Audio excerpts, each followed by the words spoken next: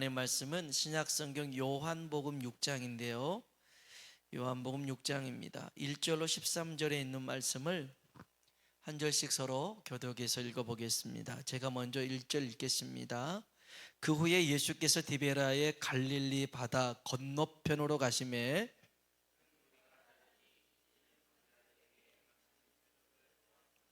예수께서 산에 오르사 제자들과 함께 거기 앉으시니 예수께서 눈을 들어 큰 무리가 자기에게로 오는 것을 보시고 빌립에게 이르시되 우리가 어디서 떡을 사서 이 사람들을 먹이겠느냐 하시니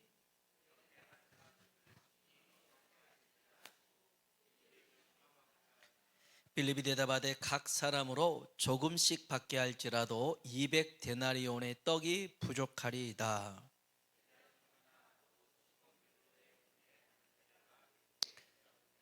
여기 한 아이가 있어 보리떡 5개와 물고기 2마리를 가지고 있나이다. 그러나 그것이 이 많은 사람에게 얼마나 되겠사옵나이까?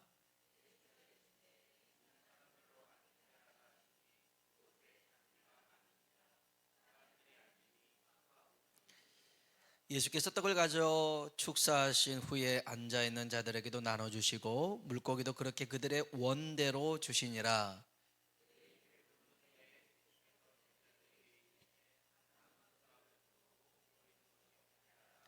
같이요. 이에 거두니 보리떡 5개로 먹고 남은 조각이 12바구니에 찼더라. 아멘. 한번 인사합시다. 하나님의 은혜가 당신에게 임하기를 원합니다. 하나님의 은혜가 당신에게 임하기를 원합니다. 아멘. 한 번 더요. 하나님이 당신에게 복 주시기를 원합니다. 하나님이 당신에게 복 주시기를 원합니다. 아멘. 세상에는 많은 박사 학위가 있습니다. 사회학 박사, 윤리학 박사, 그 다음에 심리학 박사, 철학 박사, 신학 박사, 이런 많은 박사들이 있는데요. 그런데 성경 박사는 없습니다. 그러니까 여느 신학대학 총장도 성경 박사는 아닙니다. 다 철학 박사나 신학 박사, 예를 들어서 구약학 내지는 신약학, 그러니까 구약을 학문으로서 접근했을 때 이런 것이지, 신약을 학문으로 접근했을 때 고고학적으로 지리적으로 이렇게 그 당시를 배경으로 설명했을 때 그런 박사지 성경 박사는 없더라는 거죠. 왜 그런 거 아니? 이 성경을 100% 깨닫는 사람, 이해하는 사람이 없더라는 거죠. 없어요. 또한 여러분, 성경은 살아있는 하나님의 말씀인 줄로 믿습니다. 자, 이 말씀이 어떤 말씀은 보편적으로 모두에게 주는 말씀인데요, 또 어떤 말씀은 개개인에게 딱 나에게 해당되는 말씀으로 다가올 때가 있습니다. 그래서 성경 박사가 있을 수가 없다라는 것이죠. 또 분명 이 말씀은 내가 알고 있는 말씀인데 아주 새롭게 해석이 되는 경우가 있습니다. 전에 알고 있던 것이 아니라 새롭게 해석되어지는 은혜가 성경이에요. 하나님 말씀이에요. 살아있으니까. 근데 또 놀라운 게 뭐냐면 성경을 수도 없이 봐왔어요. 근데 그때는 안 보였어요. 그런데 이런 말씀이 있었어 하고 깜짝 놀라기도 합니다. 그 말씀 중에 하나가 이 오병이어의 말씀인데요. 또 오병이어 설교야? 그럴 줄 모르겠습니다. 나 그거 다 알아. 오병이어 그거 충분히 알지. 그렇게 생각할지 모르겠어요. 저도 그렇게 생각하고 이제 성경을 봤는데 제게 눈에 들어온 게 있었어요. 우리 오병이어 하면 물고기 몇 마리죠? 5마리? 물고기, 제가 그냥 혼자 웃었어요. 물고기 2마리, 보리떡 5개입니다. 몇 명 먹였을까요? 정말 새롭나요? 처음 듣는 얘기처럼 여러분이 반응해 주시는데 곤란합니다.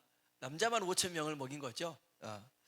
근데 여러분, 이 오병이어의 기적을 행했던 곳이 어디냐면, 여기 성경에는 6장 1절에는 갈릴리 바다라고 나오는데요, 원래는 호수입니다.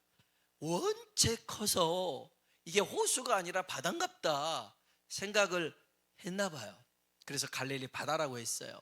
그 갈릴리 바다에 벳세다라는 동네가 있거든요. 지도 한번 볼까요? 지도 한번 보이시나요? 와우. 자, 위에 동글레명이 보이죠? 빨간 거. 거기가 벳세다예요. 그 옆에는 그 갈릴리라고 적혀 있죠. 그러니까 갈릴리 여기 가운데 있는 게 호수, 그 다음에 빨간가 벳세다. 예수님이 여기서 오병이어 기적을 행했다는 것입니다. 갈릴리 바닷가. 갈릴리 밑에가 뭐냐면 사마리아, 그 밑에가 유대입니다. 이렇게 되어 있어요. 사달표가 잘 되어 있는데요. 갈릴리, 사마리아, 유대 이렇게 되어 있죠. 자, 그러면 예수님이 이 오병이어의 기적을 행할 때가 언제였냐가 중요하거든요. 4절 한번 봅시다. 4절 보고 다시 한번 볼게요. 4절 읽어볼까요? 마침 유대인의 명절인 유월절이 가까운지라. 아멘. 유대인의 명절인 뭐가 가까웠어요? 유월절이 다가왔어요. 그러니까 우리는 이제 음력도 세고 양력도 세고 그러잖아요. 이제 오늘이 음력 12월 16일인데 거기는 이스라엘 백성이 애굽에서 나온 그 달을 첫 달로 했어요. 구원받은 거 첫 달로 했어요. 그래서 첫 달 14일이 유월절이에요. 유월절. 그리고 여기서 7주가 지나면 77절이라고 해서 우리가 또 오순절 하지만 여기가 77절이라고 해요. 그 다음에 7월 15일쯤에서 초막절, 이 6월절, 77절, 초막절은 이 세 가지 절기는 이스라엘 사람들은 예루살렘에 올라가서 거기서 하나님 앞에 예배를 드려야 돼요. 이게 1년에 3번 꼭 해야 되는 거였어요. 자, 그런데 지금 다시 한번 지도를 한번 띄워봐 주시겠어요? 지도를 보면 지금 여기 유대가 하살표 맨 밑에 유대 있잖아요. 거기 동그라미가 예루살렘입니다. 근데 성경에 보면 예루살렘으로 올라갔다라는 표현을 쓰잖아요. 분명히 저 갈릴리에서 예루살렘으로 내려오는 거잖아요, 지형상은. 그러나 이 예루살렘이 그 지대가 높아요. 그래서 성경에 예루살렘으로 올라갔다라는 씁니다. 비록 갈릴리에서 내려왔다라고 하지 않고 갈릴리에서 올라갔다 이렇게 쓰고요. 지형이 높아서 또 하나는 거기에 성전이 있으니까 예루살렘으로 올라가셨다 이렇게 씁니다. 자, 그런데 보세요. 이 예루살렘에서 1년에 3번 모여야 돼요. 6월절, 77절, 초막절을. 그런데 어디 있다고요? 저 갈릴리 벳세다에 있는 겁니다. 예수님이 이제 됐어요. 예수님이 총 3번 6월절을 지냈어요. 물론 공생애 하기 전에도 6월절을 지키셨지만 6월절을 총 3번 지켰는데 요한복음 2장에 보면 예수님이 예루살렘에서 성전에서 화를 내십니다. 성전에서 장사치들이 비둘기 팔고 염소 팔고 양 파니까 다 쫓아냈어요. 이게 첫 번째 6월절이었어요. 그리고 두 번째 6월절은 저 갈릴리 벳세다에서 있었던 거예요. 거기 있으면 안 돼요. 예루살렘으로 와야 되는데. 그리고 세 번째 6월절은 예루살렘에서 예수님이 낙이 타고 들어가서 마지막 성만찬을 하는 겁니다. 그러면 왜 예수님만이 아니라 여기 남자만 5천 명이었으니까 아이 여자 합치면 10,000명 넘는 사람이 예루살렘으로 안 가고 벳세다로 갔냐 이거죠. 이거는 그래서 어떤 학자들이 이거 잘못된 거 아니야? 라고 잘못 기록됐어 라고 생각을 해봤는데 다른 성경의 사본들을 다 조사해 보니까 맞더라는 거예요. 요한이 쓴 이 사도 요한이 쓴 이 6월절 즈음에 오병이어 기적을 행했던 곳이 벳세다라는 것으로 나와 있어요. 자, 이게 뭐가 대단하냐면요, 우리 요한복음 11장 55절 한번 볼까요? 요한복음 11장 55절 같이 한번 읽어봅시다.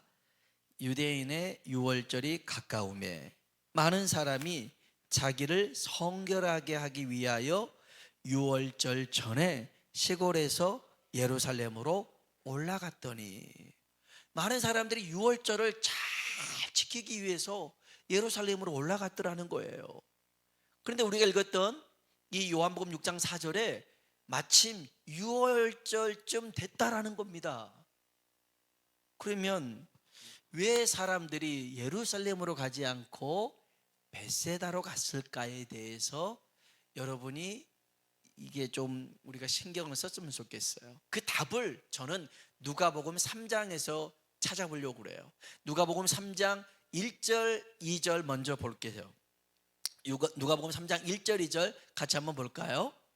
디베로 황제가 통치한 지 곧 본디오 빌라도가 유대 총독으로, 헤롯이 갈릴리의 분봉왕으로, 그 동생 빌립이 이두레와 드라고닛 지방의 분봉왕으로, 누사니아가 아빌레네의 분봉왕으로, 안나스와 가야바가 대제사장으로 있을 때에 하나님의 말씀이 빈들에서 사가랴의 아들 요한에게 임한지라. 아멘, 아멘.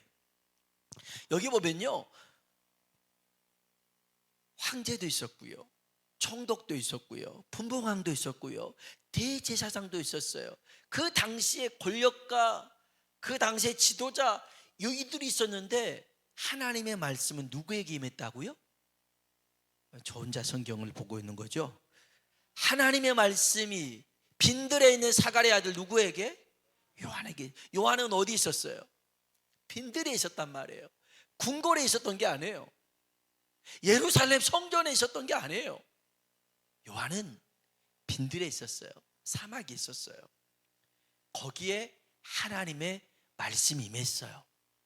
그러니까 사람들이 이 요한은 세례 요한이에요. 이 요한에게 모여들기 시작합니다. 그게 3절이에요. 3절 읽어봅시다. 요한이 요단강 부근 각처에 와서 죄사함을 받게 하는 회개의 세례를 전파하니. 아멘. 회개의 세례를 전파하니까요, 아니 이 빈들의 광야에 사막에 뭐가 있다고 사람들이 다 몰려드는 것이. 자, 여러분, 중요한 얘기는요, 하나님의 말씀이 임하니까 그곳이 중심이 되더라는 거예요. 그게 핵심이 되더라는 거예요. 여러분, 진짜 성전은 예루살렘 성전이 아니라 예수 그리스도가 진짜 성전인 줄로 믿습니다. 예수님이 생명의 말씀인 줄로 믿습니다. 생명의 말씀이신 예수님이 있는 곳이 진짜라는 것이죠. 세상에 수없이 많은 교회들이 있습니다. 그 중에 어떤 교회가 진짜 교회인가? 답은 명확합니다. 예수 그리스도가 계신 곳이 진짜 교회인 줄로 믿습니다. 살아계신 하나님의 말씀이 역사하는 곳이 진짜 교회입니다. 교회 안에 거짓과 술수와 모함과 이협으로 말미암아서 그들이 막 그렇게 이익을 조장함에 가서 모여진 그곳, 아무리 교회 이름을 걸었어도, 아무리 교회 건물이 있어도, 아무리 많은 사람이 모여도 그건 교회가 아니라는 거예요. 교회는 살아계신 하나님을 만나는 곳이고 생명의 말씀을 성령으로 역사하는 곳이 교회인 줄로 믿습니다. 그래서 제일 중요한 건 뭐냐면 예수님이 어디에 계시냐는 거예요. 그게 핵심이에요. 구약은 모형입니다. 장차 이런 이가 나타날 거야, 그림자고요. 실제가 신약인데 예수 그리스도입니다. 여러분, 그래서 성경에서 제일 중요한 약속은 예수님에 관한 약속입니다. 예수님이죠. 자, 이 예수님이 오늘 벳세다에서 빌립에게 시험을 한 가지 냅니다. 이 벳세다라는 동네는 빌립의 동네입니다. 빌립이 그 동네에서 자랐거든요. 그래서 빌립에게 물어보는 겁니다.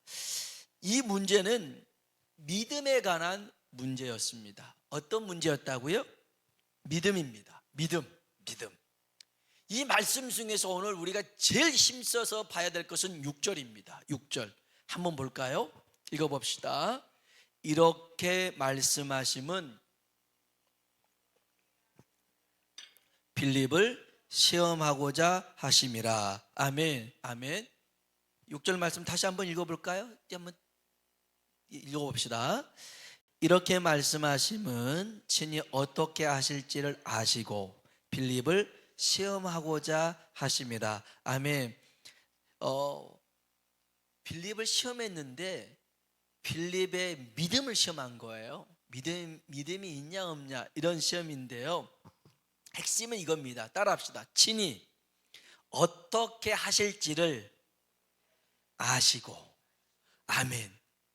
우리 주님이 답을 가지고 있더래요. 답을 가지고 있으면서 빌립에게 물어보는 겁니다. 자, 주님이 이미 어떻게 할 것을 계획을 다 세웠어요. 그리고 빌립의 믿음을 가늠해 보는 겁니다. 가늠해 보는 거예요. 빌립이, 주님이 그래요. 이 많은 사람들을 어떻게 해야 될까 했더니 빌립의 대답은 7절에 이렇습니다. 읽어볼까요? 빌립이 대답하되 각 사람은 조금씩 받게 할지라도 데나리온의 떡이 부족하리이다. 아멘. 자, 이제부터 우리 얘기를 하는 거예요. 자, 빌립의 최선은 뭐냐면 지금 이 상황에서 자기가 헤쳐나갈 수 있는 이 문제를 풀 수 있는 최선은 뭐냐면 조금씩입니다. 조금씩 나눠줘도 최소 200데나리온, 한 3천만 원 들어요 이겁니다. 조금씩. 그런데 주님의 최선은 뭐냐면 따라합시다. 배불리, 원대로. 아멘. 빌립이 머리를 아무리 짜내도 아무리 조금씩 먹어도 3천만 원 정도 들 것 같아요. 이게 빌립의 최선이었어요. 여러분이 오늘 수많은 사람들이 있는데 이 사람들을 어떻게 해야 될까라는 질문이 우리들에게 질문이기도 해요. 여러분의 능력으로 안 되는 그 많은 일들이 막 놓여 있어요. 이걸 어떻게 해야 될까? 여러분 머리를 짜내 봅니다. 그리고 아무리 아끼고 전략하고 예수 봐도 한 3천만 원밖에 안 될 것 같아요. 이런 답입니다. 그러나 주님은요, 배불리 먹고 원대로 먹으며 12바구니를 거두는 일을 계획해 놓으셨더라는 겁니다. 자, 하나님은 성경에 나오는 사람들에게 믿음의 시험을 다 치르게 하셨어요. 빌립만이 아니에요. 하나님은 모세에게 이스라엘 백성을 출애굽시키라 이런 문제를 내셨어요. 그리고 여호수아에게는 저 여리고성을 무너뜨려라 라는 문제를 내셨어요. 그리고 다윗에게는 저 블레셋 골리앗을 쓰러뜨려라 라는 문제를 내줬어요. 하나같이 어렵고 힘든 문제였어요. 아니, 혼자서 무슨 애굽에 가가지고 이스라엘 백성을 다 끌고 나올 수 있겠냐 이거죠. 아니, 여리고성 가장 큰 성인데 그 성을 그들이 가지고 있는 무기도 없는데 어떻게 점령하냐고요. 조그만한 아이입니다. 우리 주일학생만한 아이인데 글쎄 2m 이상 되는 그런 사람들과 싸워서 어떻게 이길 수가 있겠어요? 이건 도저히 불가능한 겁니다. 그런데 답은 항상 똑같더라는 것입니다. 모세도 그렇고 여호수아도 그렇고 다윗도 그랬어요. 답이 뭐냐면 따라합시다. 내가 너와 함께 있으리라. 아멘. 하나님이 우리에게 주시는 답은 항상 같아요. 아브라함에게도 그랬고 모세에게도 여호수아에게도 다윗에게도 동일합니다. 내가 같이 갈게. 내가 너와 함께 할게. 내가 대신 할 거야. 너는 그냥 같이 가자. 이거였어요. 여기서도 마찬가지입니다. 주님이 다 차려놨어요. 다 예배해놨어요. 다만 어떻게 반응하냐, 그 반응이 좀 궁금했던 거죠. 여러분, 하나님과 동행하는 믿음, 하나님이 나와 함께함을 믿는 믿음, 이 믿음이 하나님이 예비하신 복으로 이끄는 줄로 믿습니다. 이런 믿음이 있어야 돼요.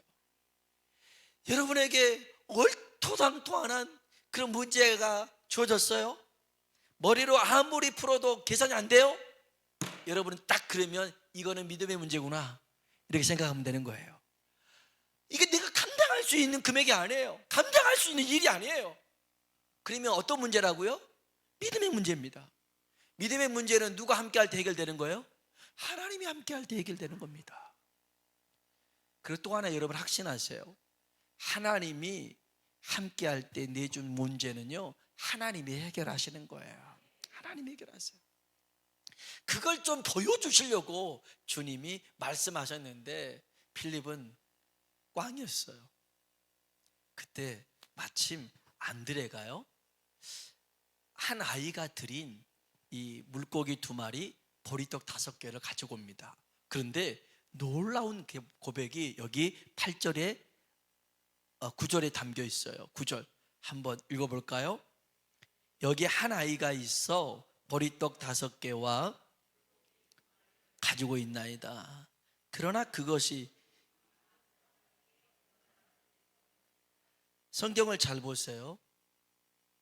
여기 한 아이가 있어 보리떡 5개와 물고기 2마리를 가지고 있나이다. 그러나 그것이 이 많은 사람에게 얼마나 되겠사옵나이까. 지금 이 아이가 드린 이 도시락은요, 예수님 혼자라도 드세요, 이게 아닙니다. 주님이 문제를 냈는데 그 문제를 들은 거죠. 이 많은 사람들을 어떻게 해야 되겠니? 라고 했을 때 필립은 못 풀었어요. 그런데 그 말을 들었던 안드레가 들었던, 아니면 이 아이가 들었던 간에 이 많은 사람을 위해서 드린 겁니다. 이 많은 사람, 믿음이 있었잖아요. 아니 요 보리떡 5개가 뭐라고, 건빵 5개가, 건빵 5개 갖고 우리 한번 배불리 먹어봅시다 하면 그게 배불러지겠어요? 말도 안 되는 소리지. 그런데 주님이 말씀하셨으니까 이것이 이 많은 사람에게 얼마나 될지 모르겠지만 주님께 드립니다. 여러분, 주님을 믿고 신뢰하면 됩니다. 작아도 괜찮아요. 약해도 괜찮습니다. 주님이 함께하면 충분한 줄로 믿습니다. 여러분, 요거밖에 아닌데 그렇게 낙심하고 좌절할 필요 없어요. 주님은 상한 갈대도 들어서 쓸 수 있어요. 그 항아리도 깨져서 사용해서 기도원의 300용사처럼 쓰잖아요. 오늘 저와 여러분이 딱 한 가지만 기억했으면 좋겠어요. 어떤 상황에도 주님이 나의 답임을 고백할 수 있으면 좋겠어요. 백문일답이라는 말이 있잖아요. 100가지 질문에 답은 하나.